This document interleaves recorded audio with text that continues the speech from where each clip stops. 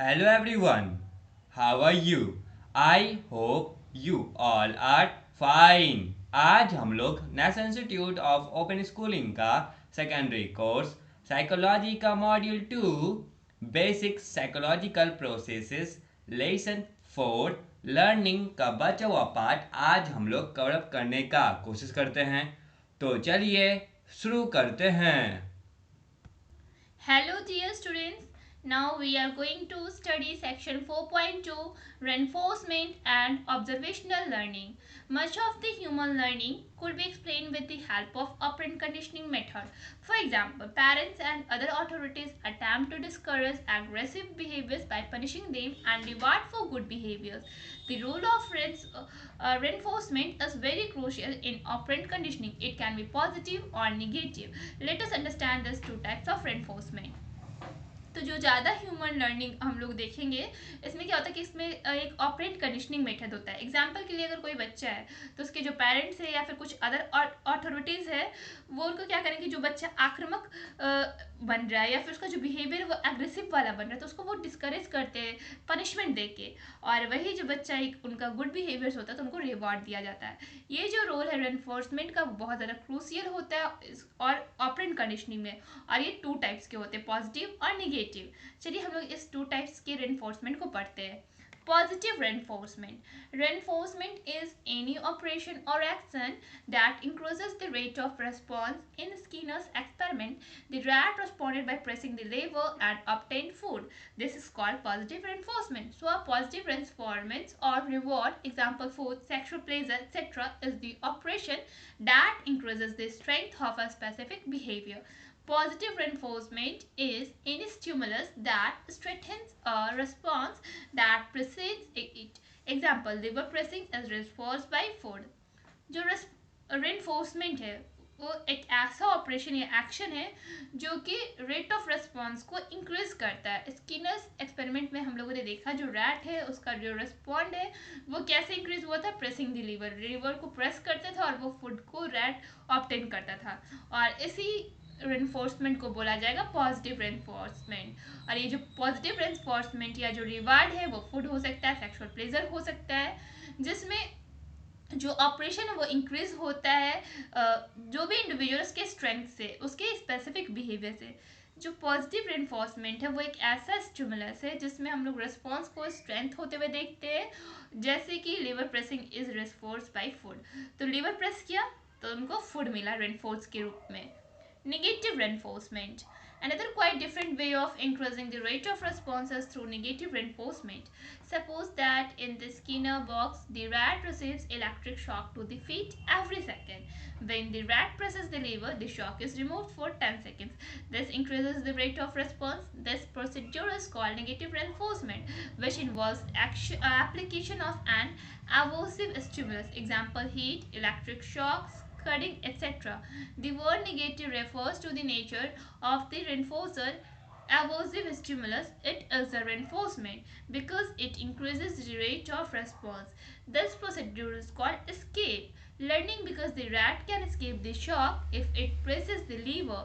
Another kind of negative reinforcement can result in conditioning called avoidance learning, where the rat can avoid the shock by pressing the lever. In escape or avoidance learning, the reinforcer is negative and the organism learns to escape or avoid its presence.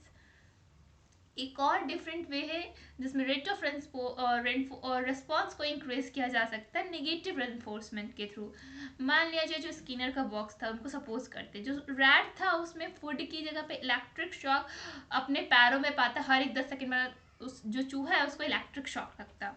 जब भी rat liver को press करता तो 10 second के लिए बस वो जो इलेक्ट्रिक शॉक है वो रिमूव होता। तो इससे भी जो रिस्पॉन्स का जो रेट है वो इंक्रीज होता, मीन्स जो चूहा है उसको लगातार इलेक्ट्रिक शॉक मिल रहा है, और जैसे ही वो लीवर को प्रेस करता है तो 10 सेकेंड के लिए जो इलेक्ट्रिक शॉक है वो रिमूव हो जाता है। तो इसकी वजह से भी क्या होगा, जो रिस्पॉन्स का रेट है वो इंक्रीज होगा, मीन्स जो चूहा है वो जल्दी जल्दी लीवर को प्रेस करना चाहेगा, जिससे जो उसको इलेक्ट्रिक शॉक मिल रहा है वो ना मिले। इस प्रोसीड्यूर को हम लोग बोलेंगे नेगेटिव रेनफोर्समेंट, जिसमें हम लोग देखेंगे एवर्सिव स्टिमुलस इन्वॉल्व होते हैं, जैसे हीट, इलेक्ट्रिक शॉक, स्कडिंग। ये जो निगेटिव वर्ड है वो क्या दिखा रहा है, एवर्सिव स्टिमुलस को, और ये एक ऐसा इन्फोर्समेंट है जिसमें हम लोग रेट ऑफ रेस्पॉन्स को इंक्रीज कर सकते हैं। और ये जो प्रोसीड्यूर है उसको बोलते हैं स्केप लर्निंग, बिकॉज जो रैट है वो शॉक से स्केप करने के लिए लीवर को प्रेस करता है। जब इसको झटका लगता है उस झटके से बचने के लिए उस लीवर को वो प्रेस करते रहता है। तो इस प्रोसेस को क्या बोलेंगे? स्केप लर्निंग, बचाव वाला process. Another kind of negative reinforcement में क्या होगा? कंडीशनिंग, जिसको हम लोग बोलेंगे अवॉइडेंस। मीन्स अगर उसको शॉक लग रहा है चूहे को तो उससे अवॉइड, उससे दूर होने की कोशिश करेगा शॉक से, ताकि वो लीवर को बार बार प्रेस करेगा जिससे वो उस शॉक से दूर होके जाए।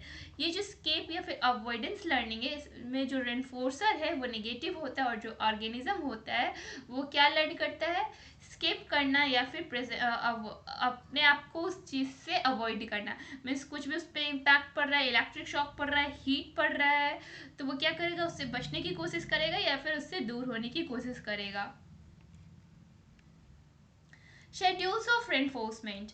How do we reinforce the correct responses? It could be by using continuous or partial reinforcement. In the case of continuous reinforcement, every correct response is reinforced. For example, when the rat presses the lever every time it gets a food pellet, reinforcement. Alternatively, the responses are reinforced partially or intermittently, sometimes only. The continuous reinforcement is used for establishing or strengthening new behaviors. The partial reinforcement, on the other hand, is more powerful in maintaining the acquired behaviors. तो हम लोग इस correct responses को रिन्फोर्स कैसे करेंगे? तो हम लोग इसको कैसे रिन्फोर्स करेंगे? हम लोग इसमें कंटिन्यूस और पार्शियल रिन्फोर्समेंट को यूज़ करेंगे। अगर हम लोग कंटिन्यूस रिन्फोर्समेंट को देखते हैं, इसके केस में हम लोग क्या करेंगे? हर एक करेक्ट रिस्पॉन्स के बाद आपको रिन्फोर्स किया जाता है, मीन्स आपको एक रिवॉर्ड दिया जाता है। एग्जाम्पल के लिए जब रैट प्रेस करता है लीवर को तो हर एक टाइम उसको फूड पैलेट मिलता है रिन्फोर्समेंट के रूप में, एक पॉजिटिव बिहेवियर के रूप में, उसको पॉजिटिव रिवॉर्ड के रूप में।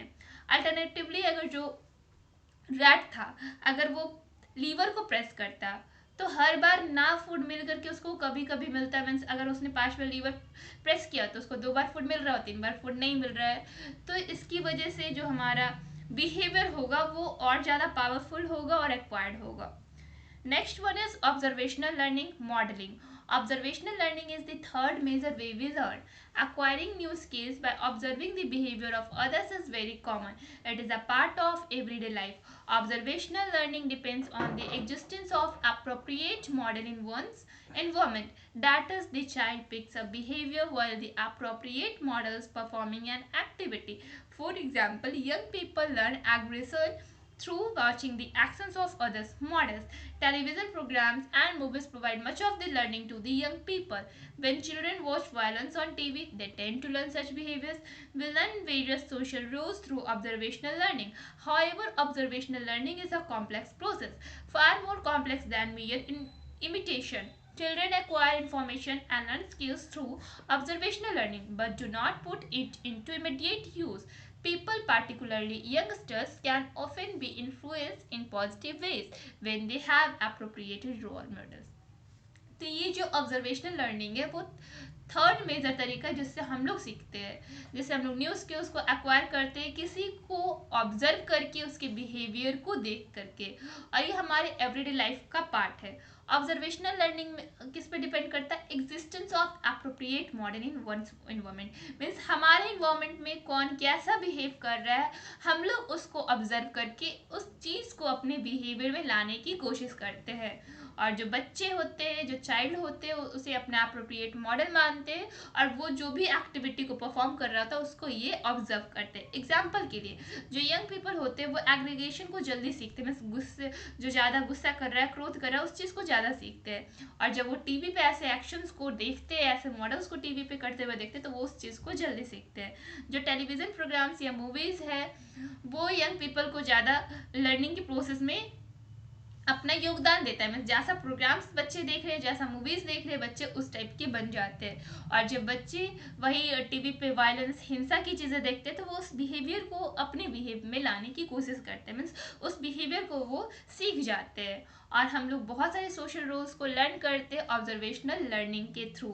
ये जो ऑब्जर्वेशन लर्निंग है वो एक कॉम्प्लेक्स प्रोसेस है, लेकिन ये ज़्यादा इमिटेशन मीन्स इसमें ज़्यादा नकल होती है। हम लोग किसी को देख लिए कुछ करते हुए तो हमको भी उसी तरह से करना होता है, हम लोग भी उस चीज़ को अपने बिहेवियर में लेके आते हैं। जो बच्चे होते हैं वो ऐसे इन्फॉर्मेशन को जल्दी एक्वायर करते हैं, ऐसे स्किल्स को जल्दी सीखते हैं ऑब्जर्वेशनल लर्निंग के थ्रू, और इसको तुरंत इमीडिएट यूज़ करते हैं। मैं सीख भी रही हूँ और उस चीज़ को अपने बिहेवियर में भी लिया और उस चीज़ को अप्लाई भी कर दिए, यूज़ भी कर दिए।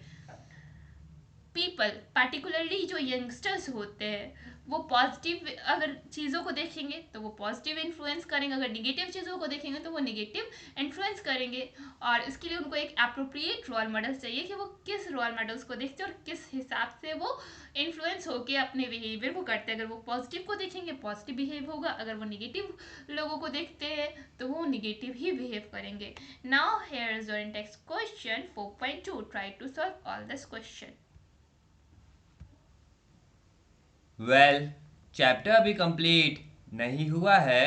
नेक्स्ट वीडियो में नेक्स्ट टॉपिक कवर अप होगा। तब तक के लिए इस चैप्टर का इंटेक्स क्वेश्चन बनाने का प्रयास करें। That's all for today. Thank you everyone.